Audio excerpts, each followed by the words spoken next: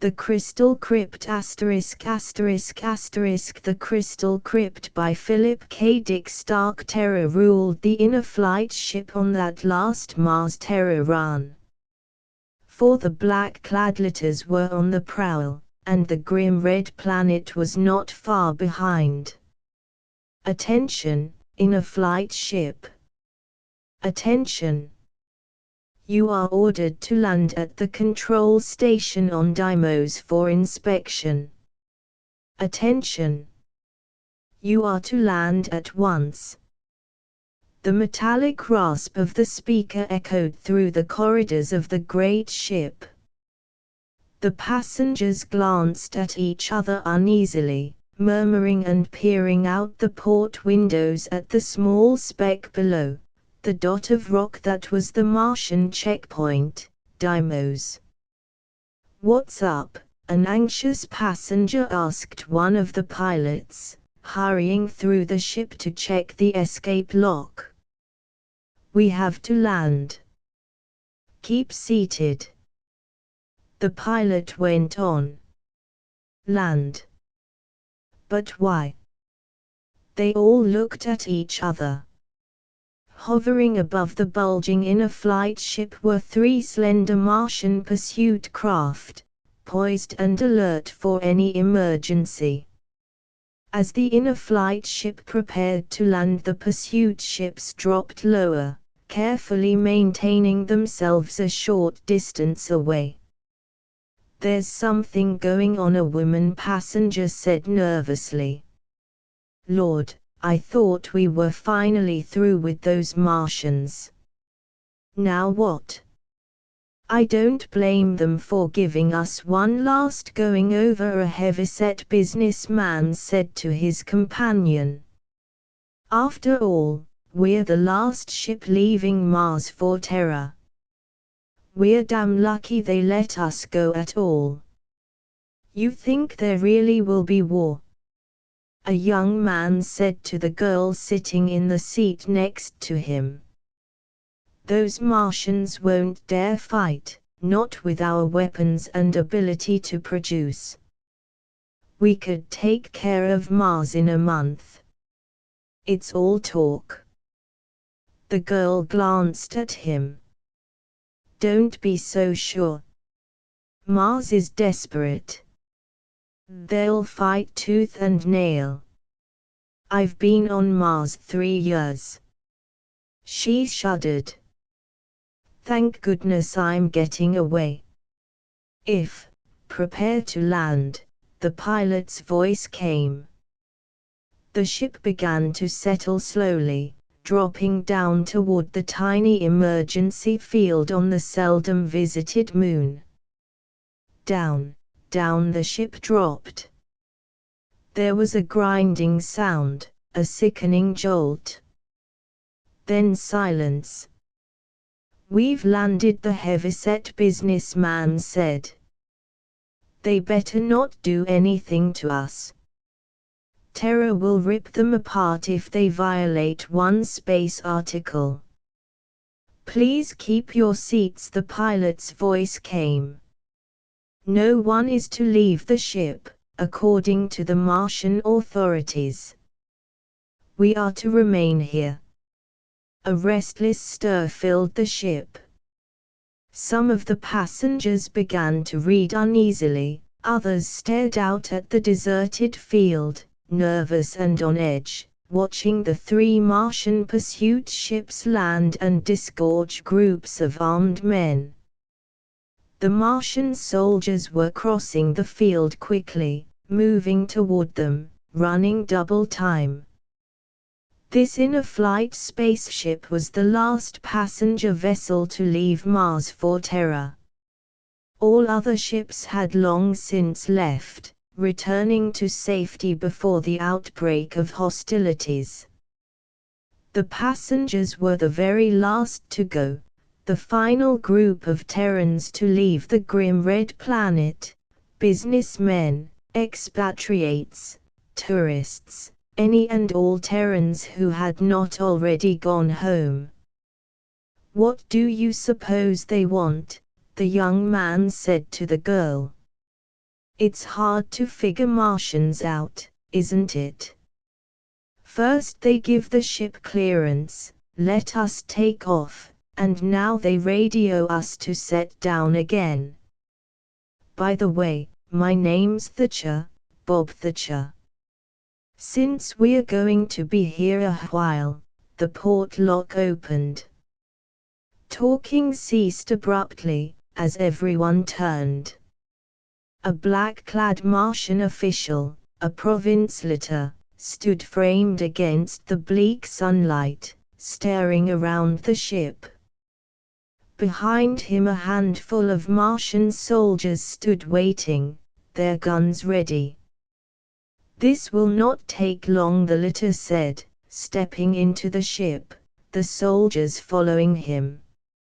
"You will be allowed to continue your trip shortly." An audible sigh of relief went through the passengers. "Look at him," the girl whispered to Thatcher. "How I hate those black uniforms." "He's just a provincial leader," Thatcher said. "Don't worry." The leader stood for a moment, his hands on his hips, looking around at them without expression. "I have ordered your ship grounded so that an inspection can be made of all persons aboard," he said. "You Terrans are the last to leave our planet. Most of you are ordinary and harmless. I am not interested in you. I am interested in finding 3 saboteurs, 3 Terrans, 2 men and a woman, who have committed an incredible act of destruction and violence. They are said to have fled to this ship." Murmurs of surprise and indignation broke out on all sides. The leader motioned the soldiers to follow him up the aisle. 2 hours ago a Martian city was destroyed. Nothing remains, only a depression in the sand where the city was. The city and all its people have completely vanished. An entire city destroyed in a second. Mars will never rest until the saboteurs are captured. And we know they are aboard this ship. "It's impossible," the heavyset businessman said. "There aren't any saboteurs here." "We'll begin with you," the leader said to him, stepping up beside the man's seat. One of the soldiers passed the leader a square metal box. "This will soon tell us if you're speaking the truth. Stand up. Get on your feet." The man rose slowly, flushing. "See here, are you involved in the destruction of the city? Answer." The man swallowed angrily. "I know nothing about any destruction of any city. And furthermore, he is telling the truth," the metal box said tonelessly. "Next person." The leader moved down the aisle. A thin, bald-headed man stood up nervously. "No, sir," he said. "I don't know a thing about it." "He is telling the truth," the box affirmed. "Next person. Stand up." One person after another stood, answered, and sat down again in relief. At last there were only a few people left who had not been questioned. The leader paused, studying them intently. "Only 5 left. The 3 must be among you. We have narrowed it down." His hand moved to his belt.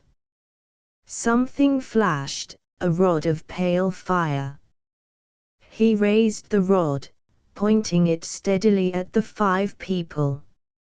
"All right, the first one of you. What do you know about this destruction? Are you involved with the destruction of our city?" "No, not at all, the man murmured. Yes, he's telling the truth, the box intoned. Next. Nothing, I know nothing. I had nothing to do with it. True, the box said. The ship was silent. 3 people remained, a middle-aged man and his wife and their son, a boy of about 12. They stood in the corner, staring white-faced at the litter, at the rod in his dark fingers. It must be you, the litter grated, moving toward them. The Martian soldiers raised their guns. It must be you. You there, the boy. What do you know about the destruction of our city? Answer. The boy shook his head. Nothing, he whispered. The box was silent for a moment. He is telling the truth, it said reluctantly. Next. Nothing, the woman muttered. Nothing. The truth. Next. I had nothing to do with blowing up your city, the man said. You're wasting your time. It is the truth, the box said. For a long time the litter stood, toying with his rod. At last he pushed it back in his belt and signaled the soldiers toward the exit lock. You may proceed on your trip, he said. He walked after the soldiers. At the hatch he stopped, looking back at the passengers, his face grim. You may go, but Mars will not allow her enemies to escape. The 3 saboteurs will be caught, I promise you. He rubbed his dark jaw thoughtfully. It is strange. I was certain they were on this ship. Again he looked coldly around at the Terrans. Perhaps I was wrong. All right, proceed. But remember, the 3 will be caught, even if it takes endless years. Mars will catch them and punish them. I swear it. For a long time no one spoke. The ship lumbered through space again, its jets firing evenly, calmly, moving the passengers toward their own planet, toward home. Behind them Deimos and the red ball that was Mars dropped farther and farther away each moment, disappearing and fading into the distance. A sigh of relief passed through the passengers. What a lot of hot air that was, one grumbled. Barbarians, a woman said. A few of them stood up, moving out into the aisle, toward the lounge and the cocktail bar. Beside Thatcher the girl got to her feet, pulling her jacket around her shoulders. Pardon me, she said, stepping past him. Going to the bar? Thatcher said. Mind if I come along? I suppose not. They followed the others into the lounge, walking together up the aisle. You know, Thatcher said, I don't even know your name, yet. My name is Mara Gordon. Mara. That's a nice name. What part of Terra are you from? North America. New York. I've been in New York, Mara said. New York is very lovely.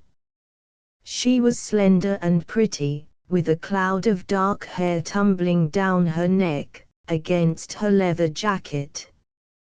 They entered the lounge and stood undecided. Let's sit at a table, Mara said, looking around at the people at the bar, mostly men. Perhaps that table over there. But someone's there already, Thatcher said. The heavyset businessman had sat down at the table and deposited his sample case on the floor. "Do we want to sit with him?" "Oh, it's all right," Mara said, crossing to the table. "May we sit here?" she said to the man. The man looked up, half rising. "It's a pleasure," he murmured. He studied Thatcher intently. "However, a friend of mine will be joining me in a moment." "I'm sure there's room enough for us all," Mara said. She seated herself and Thatcher helped her with her chair. He sat down, too, glancing up suddenly at Mara and the businessman.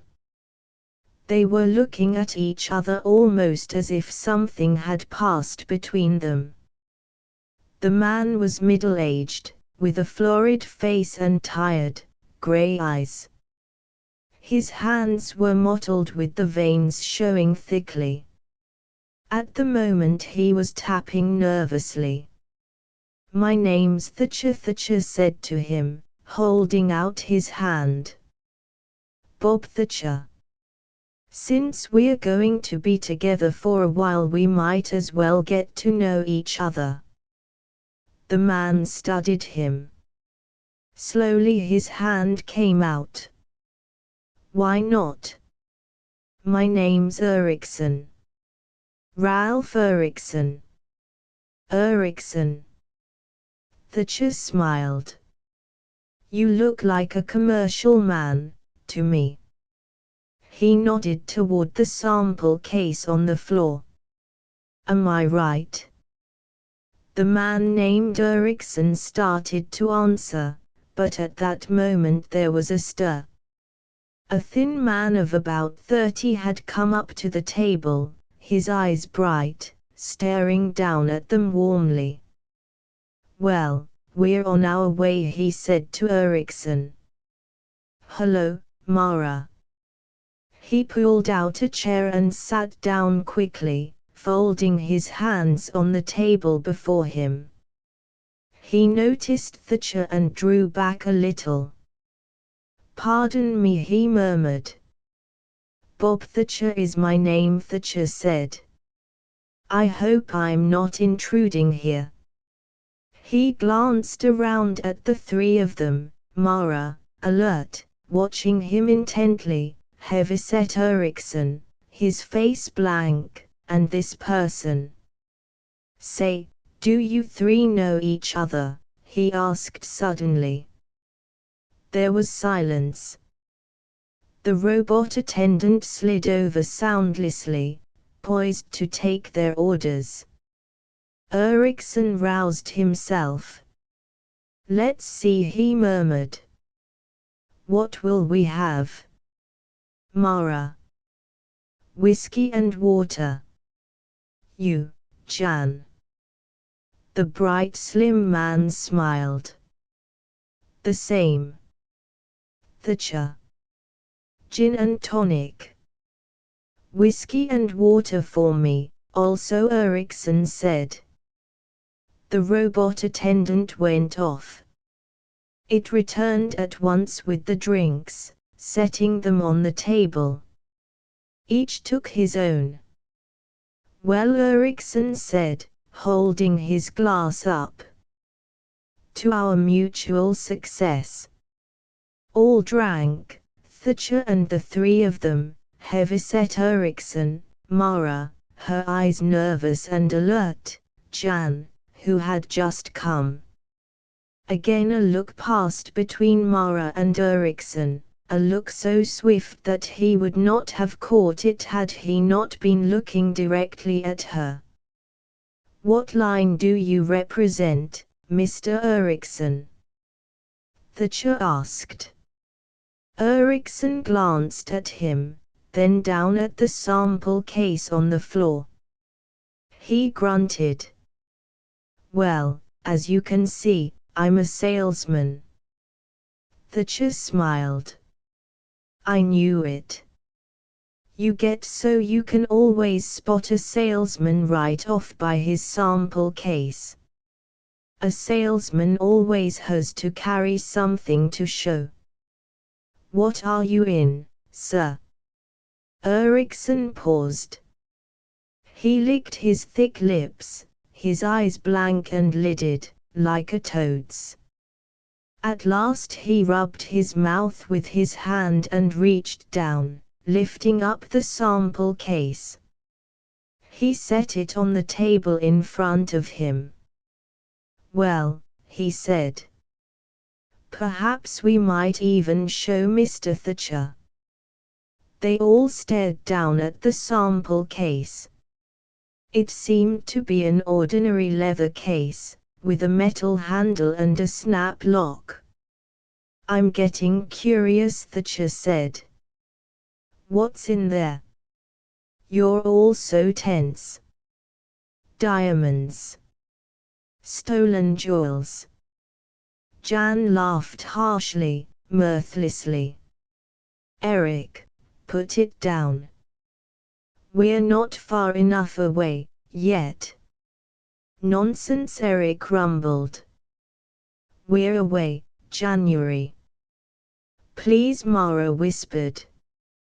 Wait, Eric. Wait. Why? What for?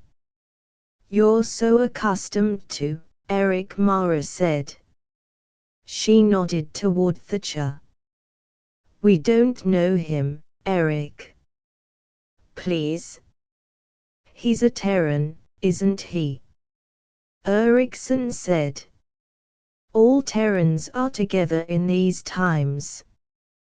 He fumbled suddenly at the catch lock on the case. Yes, Mr. Thatcher. I'm a salesman. We're all salesmen, the three of us. Then you do know each other? Yes. Eriksson nodded. His two companions sat rigidly, staring down. Yes, we do. Here, I'll show you our line. He opened the case. From it he took a letter knife, a pencil sharpener, a glass globe paperweight, a box of thumbtacks, a stapler, some clips, a plastic ashtray, and some things Thatcher could not identify. He placed the objects in a row in front of him on the tabletop. Then he closed the sample case. I gather you're in office supplies, Thatcher said. He touched the letter knife with his finger. Nice quality steel. Looks like Swedish steel, to me. Eriksson nodded, looking into Thatcher's face. Not really an impressive business, is it? Office supplies. Ashtrays, paper clips. He smiled. Oh, Thatcher shrugged. Why not? They're a necessity in modern business. The only thing I wonder, what's that? Well, I wonder how you'd ever find enough customers on Mars to make it worth your while. He paused, examining the glass paperweight. He lifted it up, holding it to the light, staring at the scene within until Eriksson took it out of his hand and put it back in the sample case. And another thing. If you three know each other, why did you sit apart when you got on? They looked at him quickly. And why didn't you speak to each other until we left Deimos? He leaned toward Eriksson, smiling at him. 2 men and a woman. 3 of you. Sitting apart in the ship. Not speaking, not until the check station was passed. I find myself thinking over what the Martian said. 3 saboteurs. A woman and 2 men. Erickson put the things back in the sample case. He was smiling, but his face had gone chalk white. Mara stared down, playing with a drop of water on the edge of her glass. Jan clenched his hands together nervously, blinking rapidly. "You three are the ones the litter was after," Thatcher said softly. "You are the destroyers, the saboteurs. But their lie detector, why didn't it trap you? How did you get by that? And now you're safe, outside the check station." He grinned, staring around at them. "I'll be damned. And I really thought you were a salesman, Erickson. You really fooled me." Erickson relaxed a little. "Well, Mr. Thatcher, it's in a good cause. I'm sure you have no love for Mars, either. No Terran does. And I see you're leaving with the rest of us." "True," Thatcher said. "You must certainly have an interesting account to give, the three of you." He looked around the table. "We still have an hour or so of travel. Sometimes it gets dull, this Mars Terror run. Nothing to see, nothing to do but sit and drink in the lounge." He raised his eyes slowly. "Any chance you'd like to spin a story to keep us awake?" Jan and Mara looked at Erickson. "Go on," Jan said. "He knows who we are. Tell him the rest of the story." "You might as well," Mara said. Jan let out a sigh suddenly, a sigh of relief. "Let's put the cards on the table, get this weight off us. I'm tired of sneaking around, slipping," Shaw Erickson said expansively. "Why not?" He settled back in his chair, unbuttoning his vest. "Certainly, Mr. Thatcher. I'll be glad to spin you a story. And I'm sure it will be interesting enough to keep you awake." They ran through the groves of dead trees, leaping across the sun-baked Martian soil, running silently together. They went up a little rise, across a narrow ridge. Suddenly Eric stopped, throwing himself down flat on the ground. The others did the same, pressing themselves against the soil, gasping for breath. "Be silent," Eric muttered. He raised himself a little. "No noise. There'll be litters nearby, from now on. We don't dare take any chances." Between the three people lying in the grove of dead trees and the city was a barren, level waste of desert, over a mile of blasted sand. No trees or bushes marred the smooth, parched surface. Only an occasional wind, a dry wind eddying and twisting, blew the sand up into little rills. A faint odor came to them, a bitter smell of heat and sand, carried by the wind. Eric pointed. "Look. The city, there it is." They stared, still breathing deeply from their race through the trees. The city was close, closer than they had ever seen it before. Never had they gotten so close to it in times past. Terrans were never allowed near the great Martian cities, the centers of Martian life. Even in ordinary times, when there was no threat of approaching war, the Martians shrewdly kept all Terrans away from their citadels, partly from fear, partly from a deep, innate sense of hostility toward the white-skinned visitors whose commercial ventures had earned them the respect, and the dislike, of the whole system. "How does it look to you?" Eric said. The city was huge, much larger than they had imagined from the drawings and models they had studied so carefully back in New York, in the War Ministry office. Huge it was, huge and stark, black towers rising up against the sky, incredibly thin columns of ancient metal, columns that had stood wind and sun for centuries. Around the city was a wall of stone, red stone, immense bricks that had been lugged there and fitted into place by slaves of the early Martian dynasties, under the whiplash of the first great kings of Mars. An ancient, sun-baked city, a city set in the middle of a wasted plain, beyond groves of dead trees, a city seldom seen by Terrans, but a city studied on maps and charts in every war office on Terra. A city that contained, for all its ancient stone and archaic towers, the ruling group of all Mars, the Council of Senioritas, black-clad men who governed and ruled with an iron hand.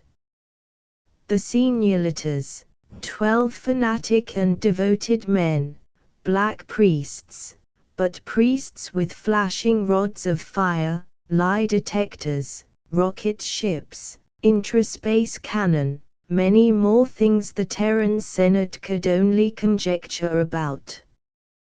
The senioritas and their subordinate provincialitas, Eric and the two behind him suppressed a shudder.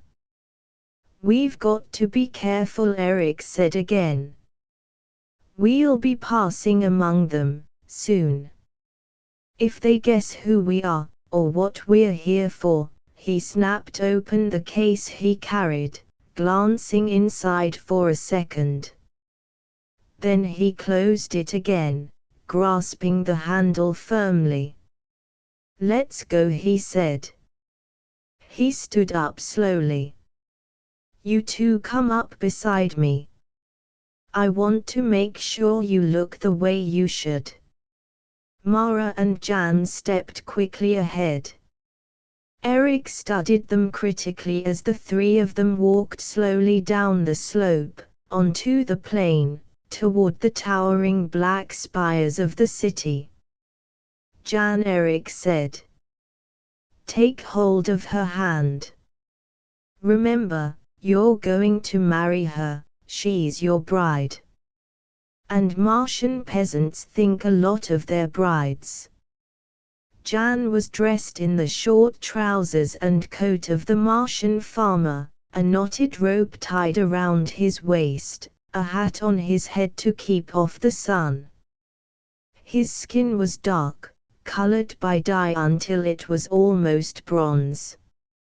"You look fine," Eric said to him. He glanced at Mara. Her black hair was tied in a knot, looped through a hollowed-out uke bone.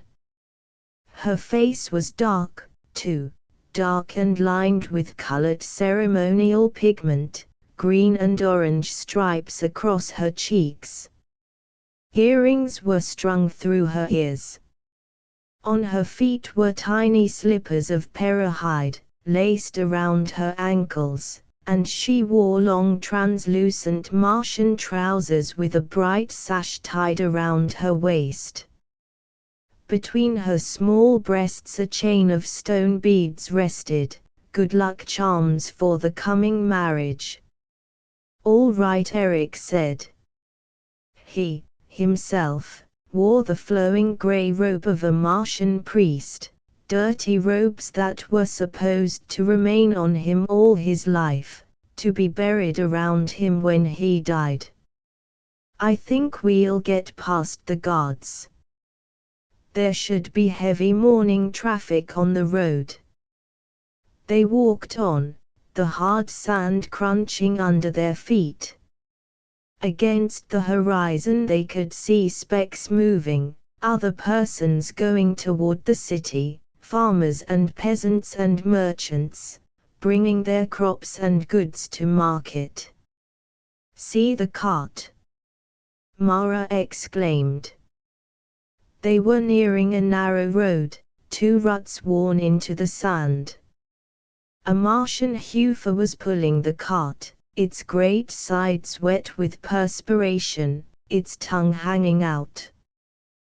The cart was piled high with bales of cloth, rough country cloth, hand-dipped.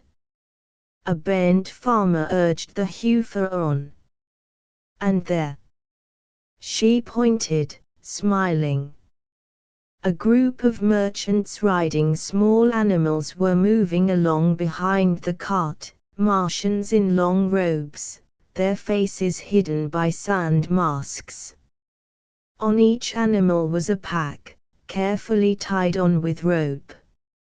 And beyond the merchants, plodding dully along, were peasants and farmers in an endless procession, some riding carts or animals, but mostly on foot.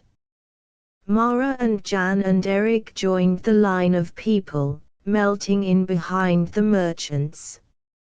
No one noticed them, no one looked up or gave any sign. The march continued as before. Neither Jan nor Mara said anything to each other. They walked a little behind Eric, who paced with a certain dignity, a certain bearing becoming his position. Once he slowed down, pointing up at the sky. "Look," he murmured, in the Martian hill dialect. "See that?" 2 black dots circled lazily. Martian patrol craft, the military on the outlook for any sign of unusual activity.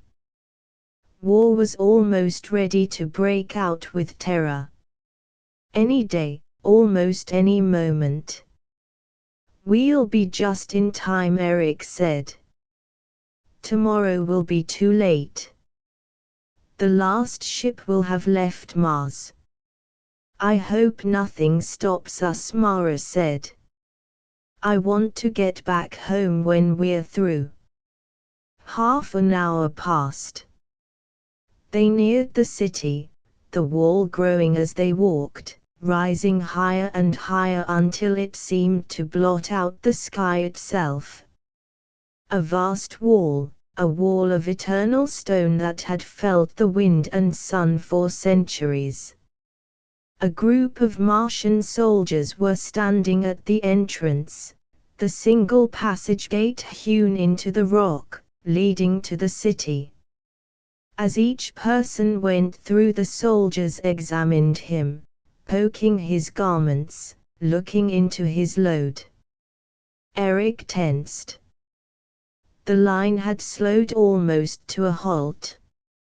"It'll be our turn, soon," he murmured. "Be prepared." "Let's hope no litters come around," Jan said. "The soldiers aren't so bad." Mara was staring up at the wall and the towers beyond. Under their feet the ground trembled, vibrating and shaking. She could see tongues of flame rising from the towers, from the deep underground factories and forges of the city. The air was thick and dense with particles of soot. Mara rubbed her mouth, coughing. "Here they come," Eric said softly. The merchants had been examined and allowed to pass through the dark gate, the entrance through the wall into the city. They and their silent animals had already disappeared inside. The leader of the group of soldiers was beckoning impatiently to Eric, waving him on. "Come along," he said. "Hurry up there, old man." Eric advanced slowly, his arms wrapped around his body, looking down at the ground. "Who are you and what's your business here?" the soldier demanded, his hands on his hips, his gun hanging idly at his waist. Most of the soldiers were lounging lazily, leaning against the wall, some even squatting in the shade. Flies crawled on the face of one who had fallen asleep, his gun on the ground beside him. "My business," Eric murmured. "I am a village priest." "Why do you want to enter the city?"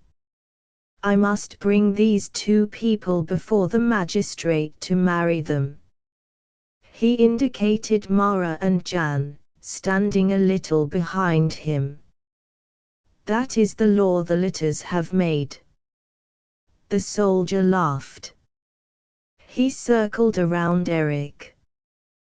"What do you have in that bag you carry?" "Laundry. We stay the night." "What village are you from?" "Kranos." "Kranos." The soldier looked to a companion. "Ever heard of Kranos?" "A backward pigsty. I saw it once on a hunting trip." The leader of the soldiers nodded to Jan and Mara. The two of them advanced, their hands clasped, standing close together.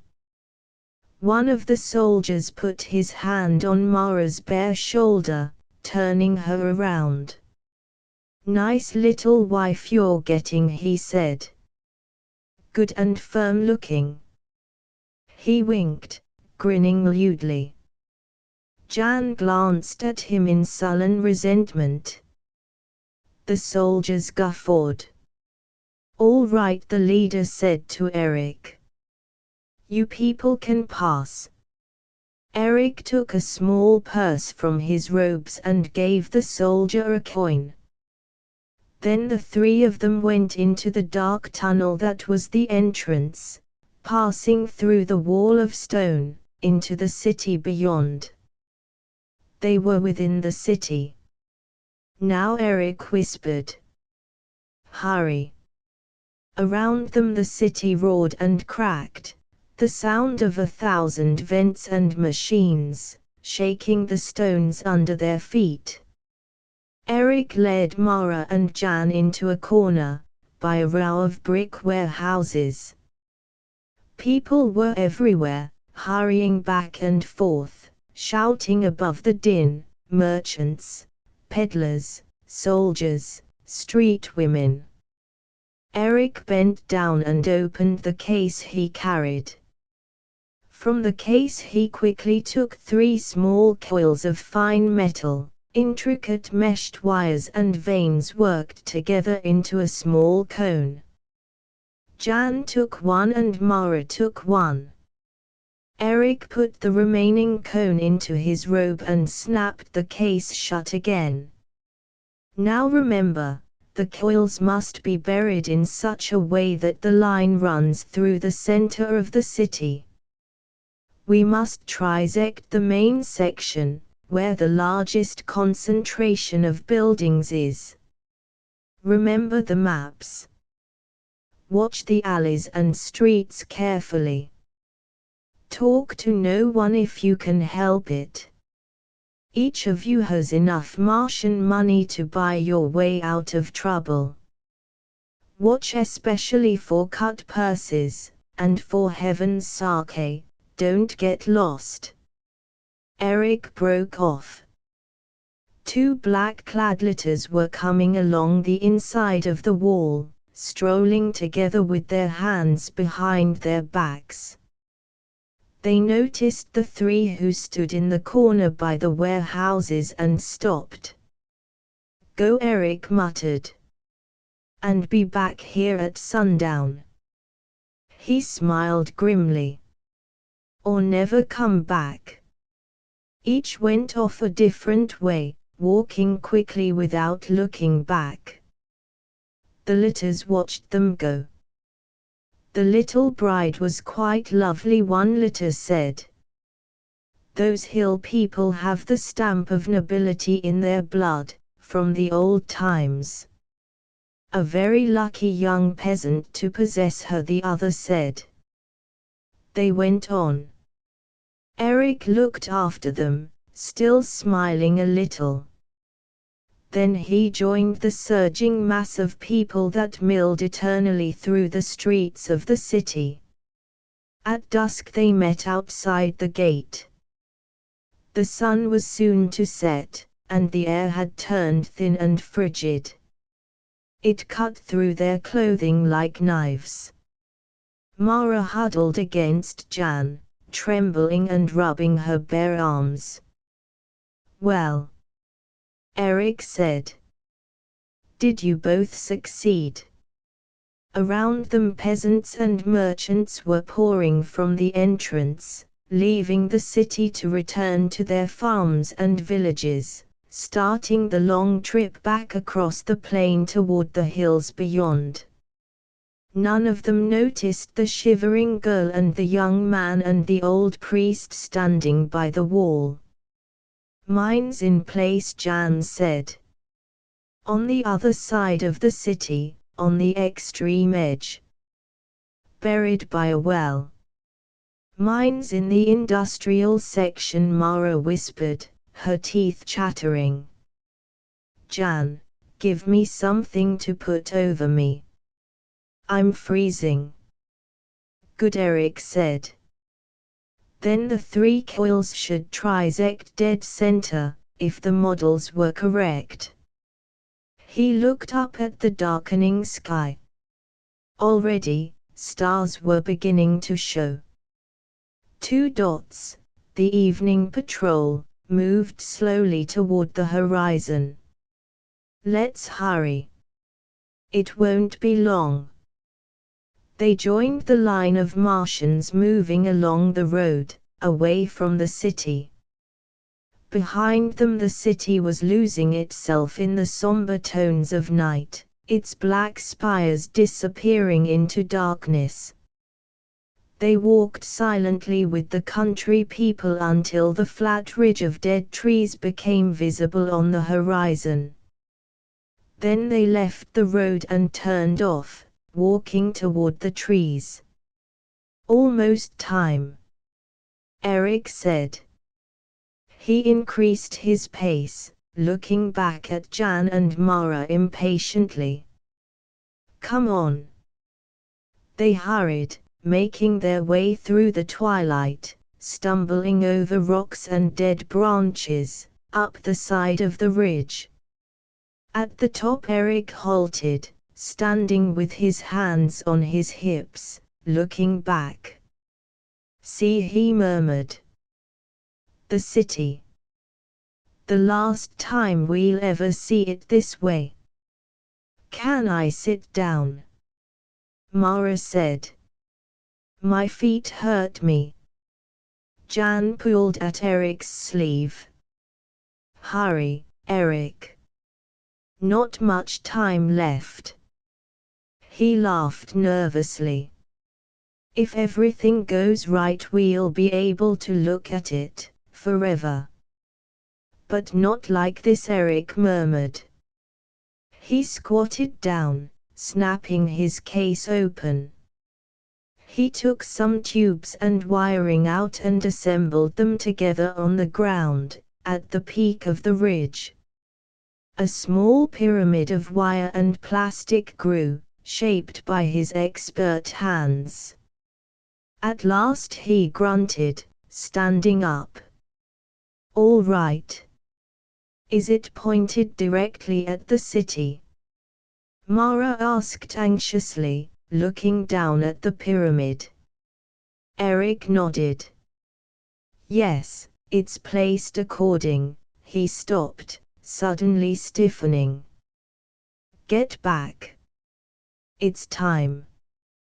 Hurry." Jan ran, down the far side of the slope, away from the city, pulling Mara with him. Eric came quickly after, still looking back at the distant spires, almost lost in the night sky. down. Jan sprawled out, Mara beside him, her trembling body pressed against his. Eric settled down into the sand and dead branches, still trying to see. "I want to see it," he murmured. "A miracle. I want to see." A flash, a blinding burst of violet light, lit up the sky. Eric clapped his hands over his eyes. The flash whitened, growing larger, expanding.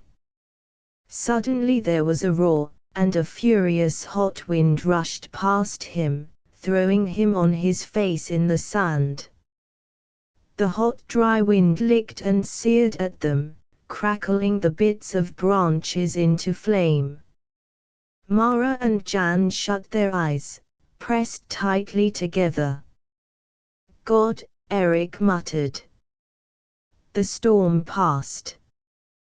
They opened their eyes slowly. The sky was still alive with fire, a drifting cloud of sparks that was beginning to dissipate with the night wind. Eric stood up unsteadily, helping Jan and Mara to their feet.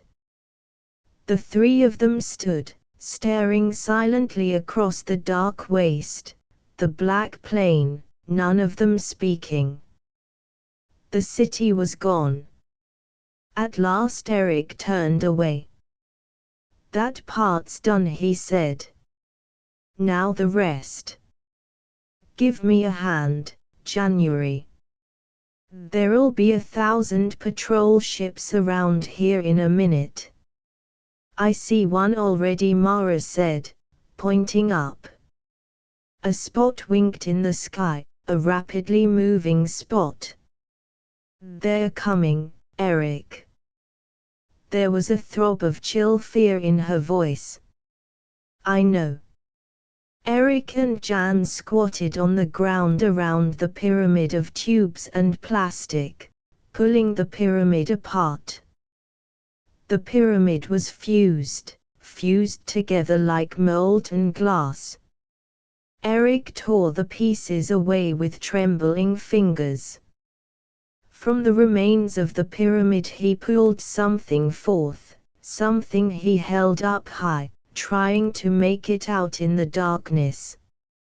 Jan and Mara came close to see, both staring up intently, almost without breathing. "There it is," Eric said. "There." In his hand was a globe, a small transparent globe of glass. Within the glass something moved, something minute and fragile, spires almost too small to be seen, microscopic, a complex web swimming within the hollow glass globe. A web of spires. A city. Eric put the globe into the case and snapped it shut. "Let's go," he said. They began to lope back through the trees, back the way they had come before.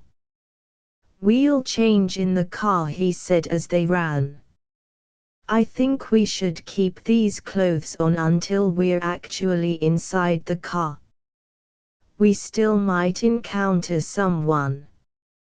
"I'll be glad to get my own clothing on again," Jan said. "I feel funny in these little pants." "How do you think I feel?" Mara gasped. "I'm freezing in this, what there is of it."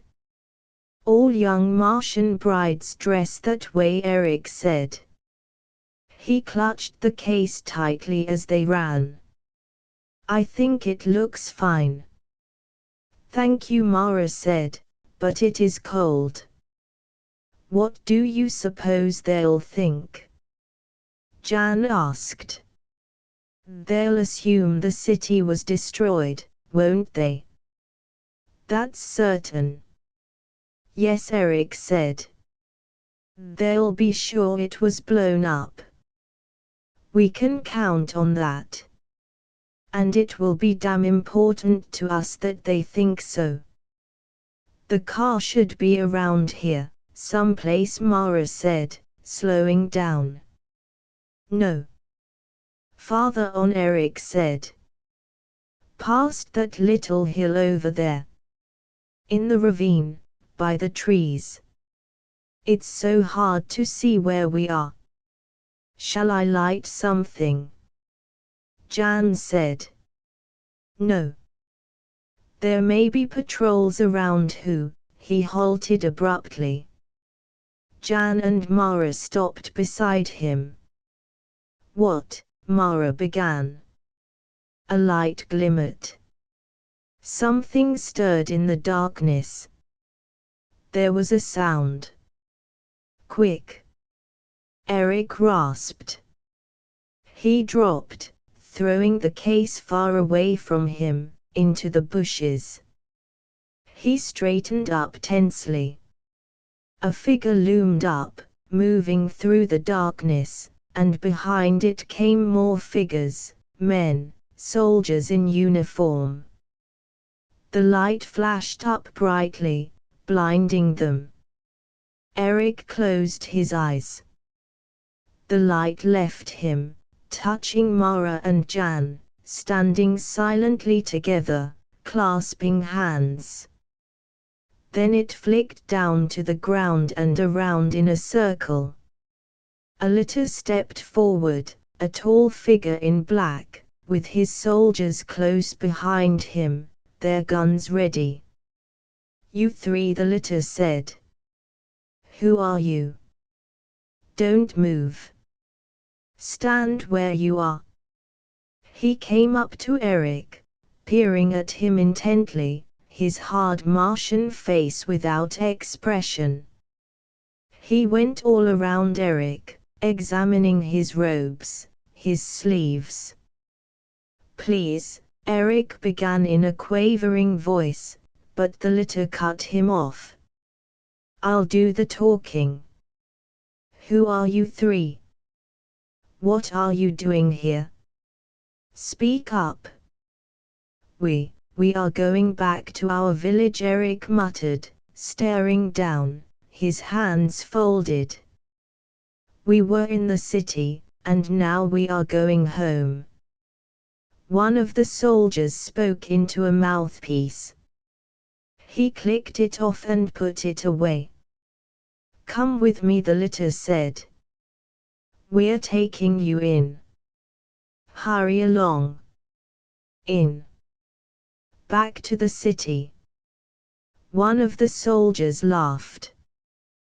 The city is gone, he said. All that's left of it you can put in the palm of your hand. But what happened? Mara said. No one knows. Come on, hurry it up. There was a sound. A soldier came quickly out of the darkness. A senior litter, he said. Coming this way. He disappeared again. A senior litter. The soldiers stood waiting, standing at a respectful attention. A moment later the senior litter stepped into the light, a black-clad old man, his ancient face thin and hard, like a bird's, eyes bright and alert. He looked from Eric to January. Who are these people? He demanded. Villagers going back home. No, they're not. They don't stand like villagers. Villagers slump, diet, poor food. These people are not villagers. I myself came from the hills, and I know. He stepped close to Eric, looking keenly into his face. Who are you? Look at his chin, he never shaved with a sharpened stone. Something is wrong here.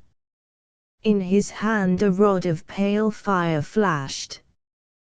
The city is gone, and with it at least half the litter council. It is very strange, a flash, then heat, and a wind. but it was not fission. I am puzzled.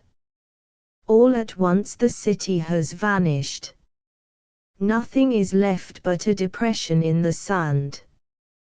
We'll take them in, the other litter said. Soldiers, surround them. Make certain that, run. Eric cried. He struck out, knocking the rod from the senior litter's hand. They were all running, soldiers shouting, flashing their lights, stumbling against each other in the darkness. Eric dropped to his knees, groping frantically in the bushes. His fingers closed over the handle of the case and he leaped up. In terror he shouted to Mara and January, hurry! To the car! Run!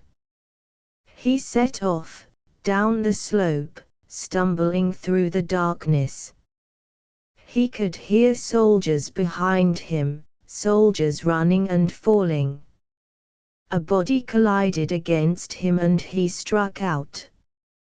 Someplace behind him there was a hiss, and a section of the slope went up in flames. The litter's rod, Eric, Mara cried from the darkness. He ran toward her. Suddenly he slipped, falling on a stone.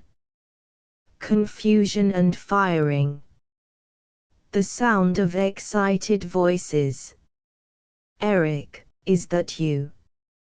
Jan caught hold of him, helping him up. The car. It's over here. Where's Mara? I'm here, Mara's voice came. Over here, by the car. A light flashed. A tree went up in a puff of fire, and Eric felt the singe of the heat against his face. He and Jan made their way toward the girl. Mara's hand caught his in the darkness. Now the car, Eric said. If they haven't got to it. He slid down the slope into the ravine, fumbling in the darkness, reaching and holding onto the handle of the case. Reaching, he touched something cold and smooth.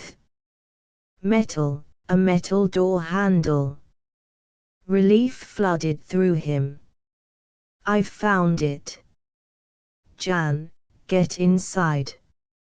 Mara, come on. He pushed Jan past him, into the car. Mara slipped in after Jan, her small agile body crowding in beside him. Stop, a voice shouted from above. There's no use hiding in that ravine. We'll get you.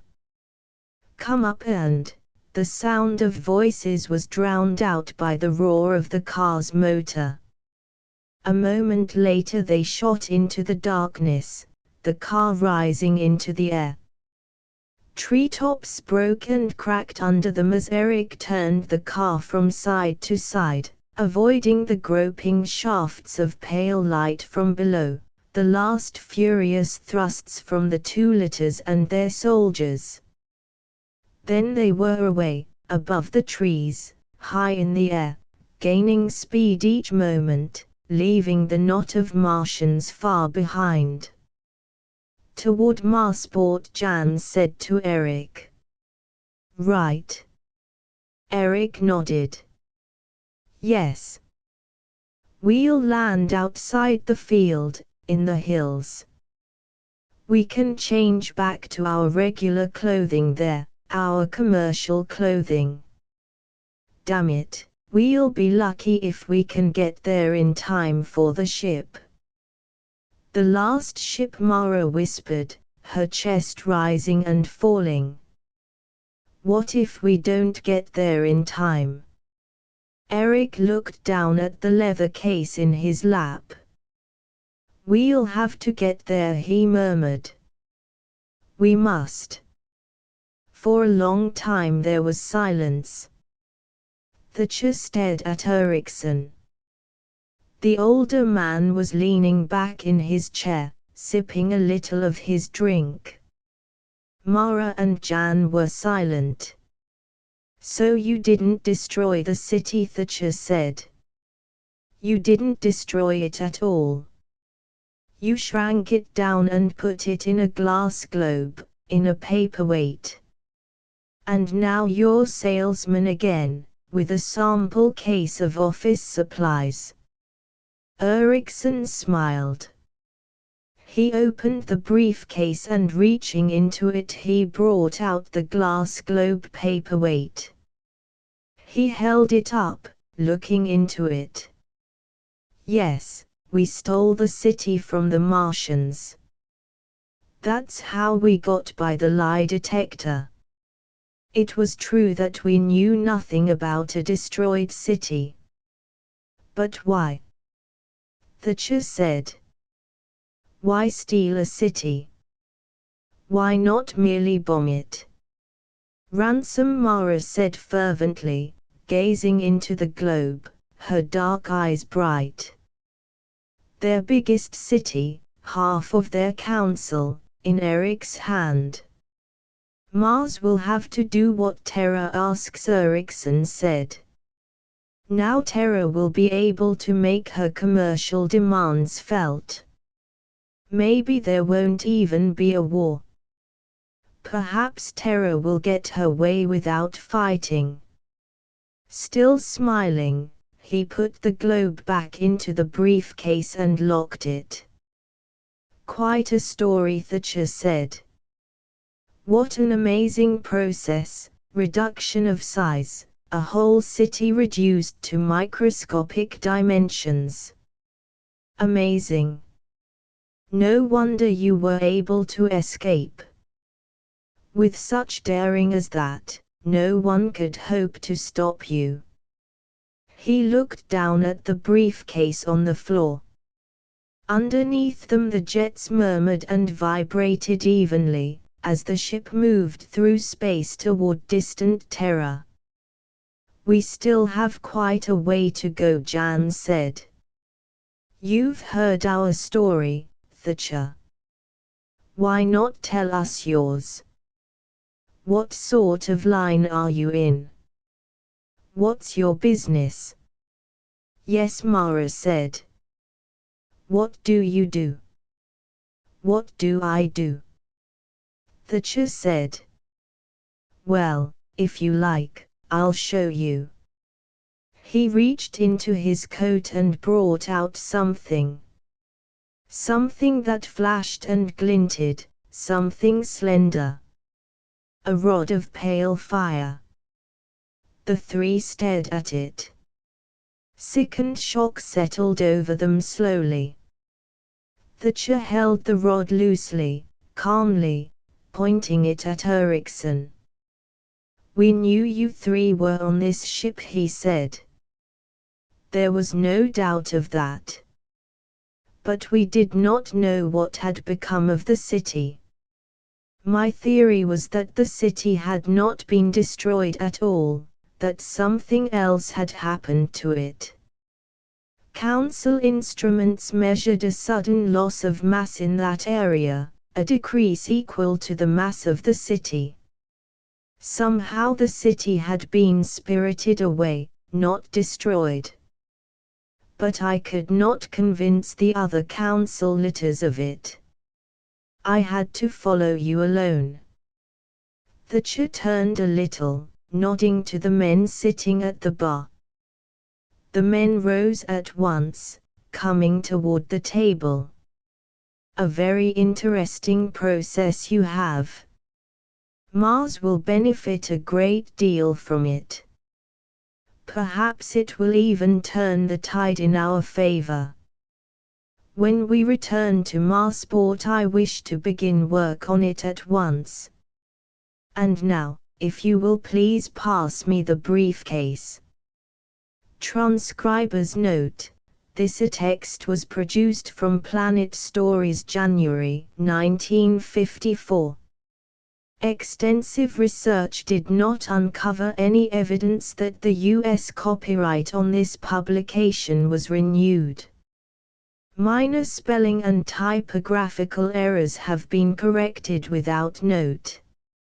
Asterisk asterisk asterisk end of the Project Gutenberg ebook The Crystal Crypt asterisk asterisk asterisk updated editions will replace the previous one, the old editions will be renamed.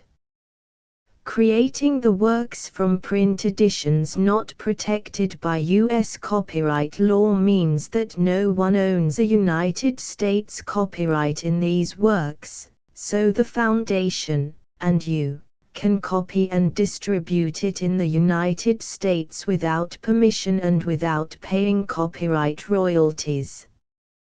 Special rules, set forth in the general terms of use part of this license, apply to copying and distributing Project Gutenberg trademark symbol electronic works to protect the Project Gutenberg trademark symbol concept and trademark. Project Gutenberg is a registered trademark, and may not be used if you charge for an ebook, except by following the terms of the trademark license, including paying royalties for use of the Project Gutenberg trademark.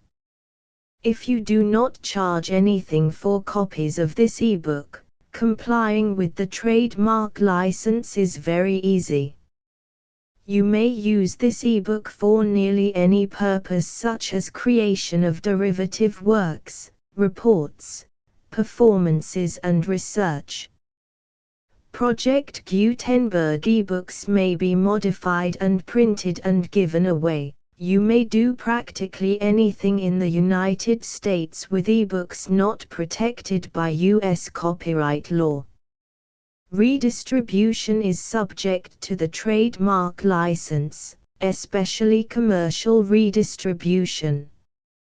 Start. Full license. The full Project Gutenberg license. Please read this before you distribute or use this work to protect the Project Gutenberg trademark symbol mission of promoting the free distribution of electronic works, by using or distributing this work, or any other work associated in any way with the phrase Project Gutenberg.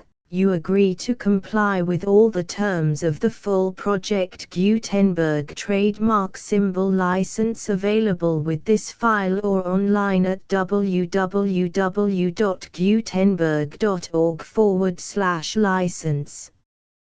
Section 1. General Terms of Use and Redistributing Project Gutenberg Trademark Symbol Electronic Works 1.0. By reading or using any part of this Project Gutenberg trademark symbol electronic work, you indicate that you have read, understand, agree to and accept all the terms of this license and intellectual property, trademark/copyright, agreement. If you do not agree to abide by all the terms of this agreement, you must cease using and return or destroy all copies of Project Gutenberg trademark symbol electronic works in your possession. If you paid a fee for obtaining a copy of or access to a Project Gutenberg trademark symbol electronic work and you do not agree to be bound by the terms of this agreement, you may obtain a refund from the person or entity to whom you paid the fee as set forth in paragraph 1.e.8. 1.b Project Gutenberg is a registered trademark. It may only be used on or associated in any way with an electronic work by people who agree to be bound by the terms of this agreement. There are a few things that you can do with most Project Gutenberg trademark symbol electronic works even without complying with the full terms of this agreement. See paragraph 1.c below.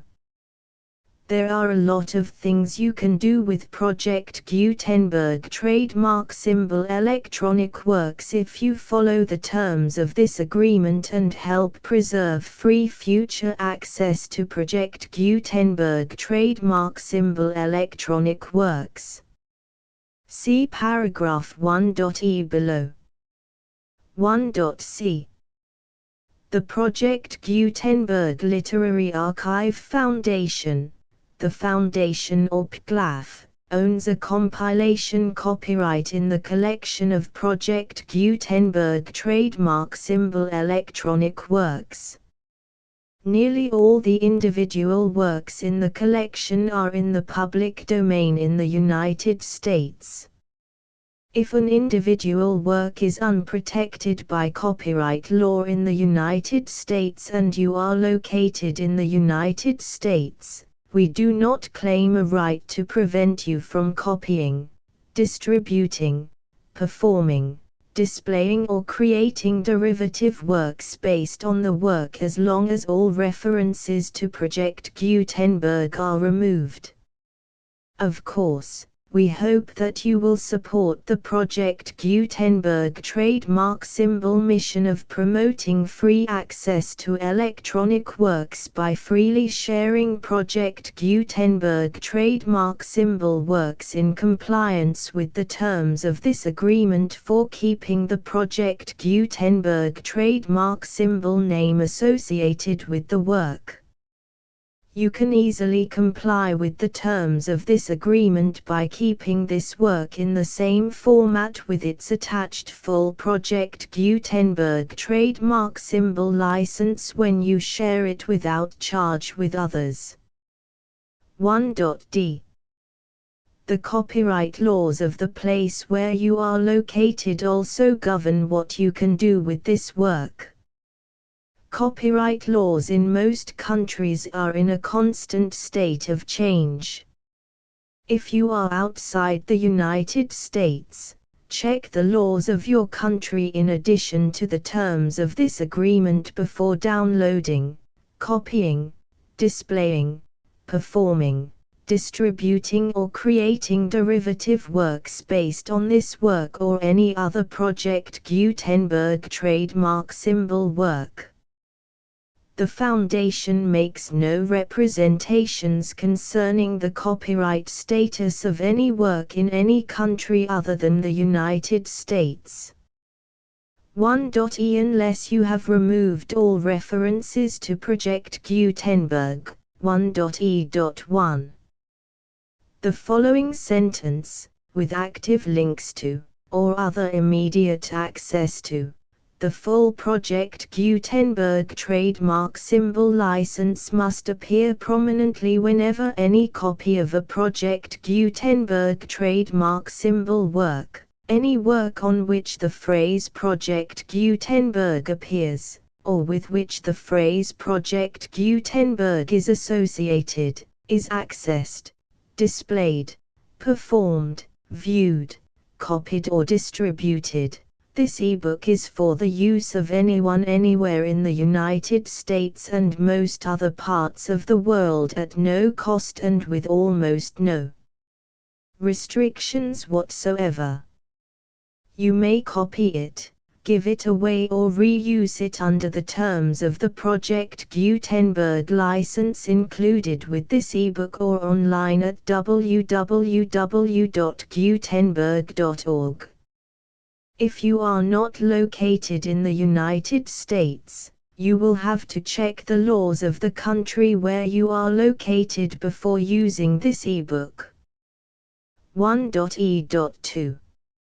If an individual Project Gutenberg trademark symbol electronic work is derived from texts not protected by U.S. copyright law, does not contain a notice indicating that it is posted with permission of the copyright holder, the work can be copied and distributed to anyone in the United States without paying any fees or charges. If you are redistributing or providing access to a work with the phrase Project Gutenberg associated with or appearing on the work, You must comply either with the requirements of paragraphs 1.e.1 through 1.e.7 or obtain permission for the use of the work and the Project Gutenberg trademark symbol trademark as set forth in paragraphs 1.e.8 or 1.e.9. 1.e.3. If an individual Project Gutenberg trademark symbol electronic work is posted with the permission of the copyright holder, your use and distribution must comply with both paragraphs 1.e.1 through 1.e.7 and any additional terms imposed by the copyright holder. Additional terms will be linked to the Project Gutenberg trademark symbol license for all works posted with the permission of the copyright holder found at the beginning of this work. 1.e.4.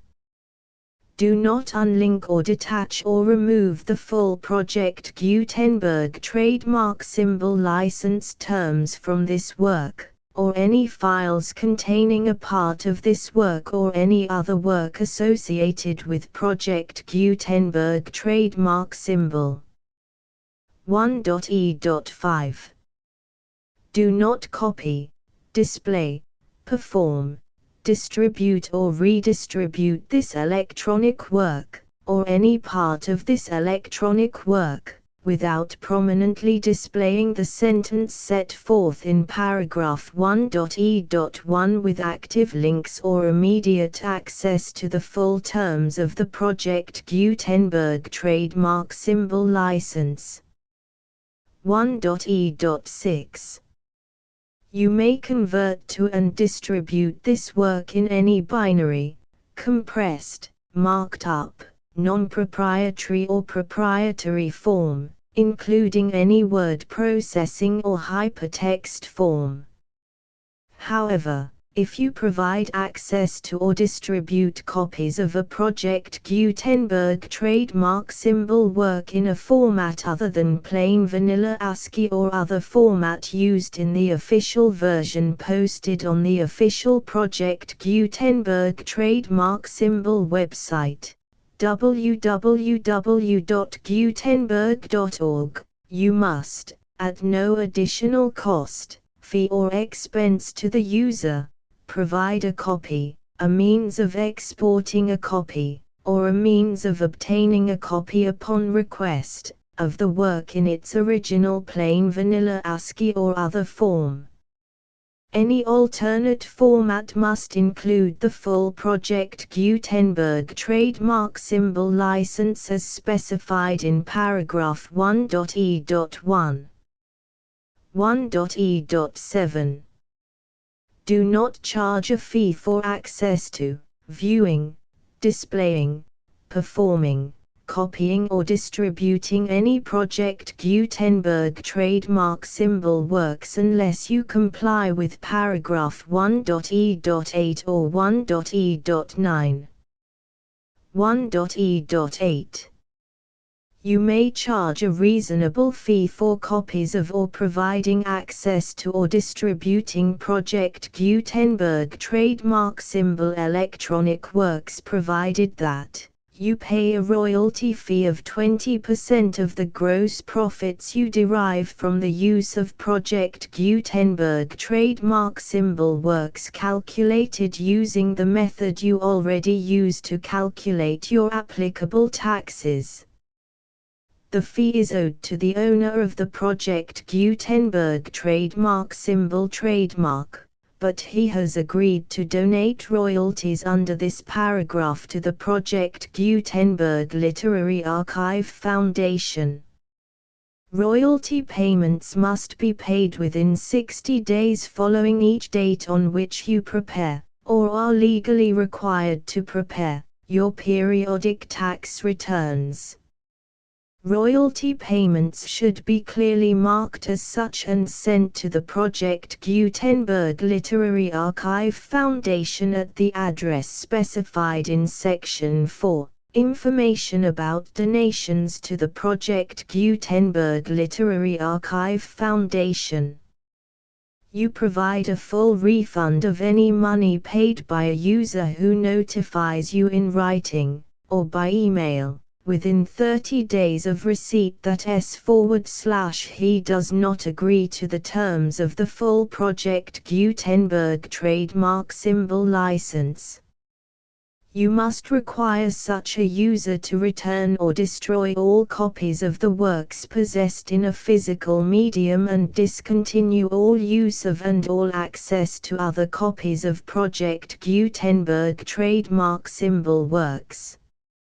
You provide, in accordance with paragraph 1.f.3, a full refund of any money paid for a work or a replacement copy, if a defect in the electronic work is discovered and reported to you within 90 days of receipt of the work. You comply with all other terms of this agreement for free distribution of Project Gutenberg trademark symbol works. 1.e.9. If you wish to charge a fee or distribute a Project Gutenberg trademark symbol electronic work or group of works on different terms than are set forth in this agreement, you must obtain permission in writing from the Project Gutenberg Literary Archive Foundation, the manager of the Project Gutenberg trademark symbol trademark. Contact the Foundation as set forth in Section 3 below. 1.f1.f.1 Project Gutenberg volunteers and employees expend considerable effort to identify, do copyright research on, transcribe and proofread works not protected by U.S. copyright law in creating the Project Gutenberg trademark symbol collection. Despite these efforts, Project Gutenberg trademark symbol electronic works, and the medium on which they may be stored, may contain defects such as, but not limited to, incomplete, inaccurate or corrupt data, transcription errors, a copyright or other intellectual property infringement, a defective or damaged disk or other medium, a computer virus, or computer codes that damage or cannot be read by your equipment. 1.f.2 Limited warranty, disclaimer of damages, except for the right of replacement or refund described in paragraph 1.f.3, the Project Gutenberg Literary Archive Foundation, the owner of the Project Gutenberg trademark symbol trademark, and any other party distributing a Project Gutenberg trademark symbol electronic work under this agreement, disclaim all liability to you for damages, costs and expenses, including legal fees. You agree that you have no remedies for negligence, strict liability, breach of warranty or breach of contract except those provided in paragraph 1.f.3. You agree that the Foundation, the trademark owner, and any distributor under this agreement will not be liable to you for actual, direct, indirect, consequential, punitive or incidental damages even if you give notice of the possibility of such damage. 1.f.3 Limited right of replacement or refund. If you discover a defect in this electronic work within 90 days of receiving it, you can receive a refund of the money, if any, you paid for it by sending a written explanation to the person you received the work from. If you received the work on a physical medium, you must return the medium with your written explanation. The person or entity that provided you with the defective work may elect to provide a replacement copy in lieu of a refund. If you received the work electronically, the person or entity providing it to you may choose to give you a second opportunity to receive the work electronically in lieu of a refund. If the second copy is also defective, you may demand a refund in writing without further opportunities to fix the problem. 1.f.4 Except for the limited right of replacement or refund set forth in paragraph 1.f.3, this work is provided to you as is, with no other warranties of any kind, express or implied, including but not limited to warranties of merchantability or fitness for any purpose. 1.f.5 Some states do not allow disclaimers of certain implied warranties or the exclusion or limitation of certain types of damages. If any disclaimer or limitation set forth in this agreement violates the law of the state applicable to this agreement, the agreement shall be interpreted to make the maximum disclaimer or limitation permitted by the applicable state law. The invalidity or unenforceability of any provision of this agreement shall not void the remaining provisions.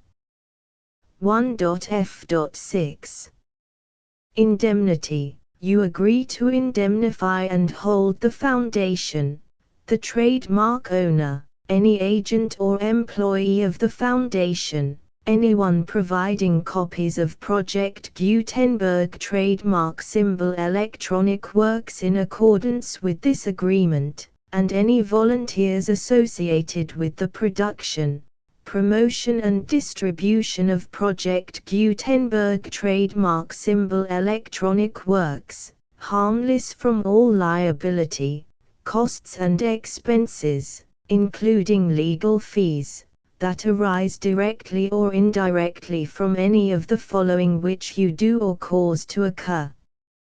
A.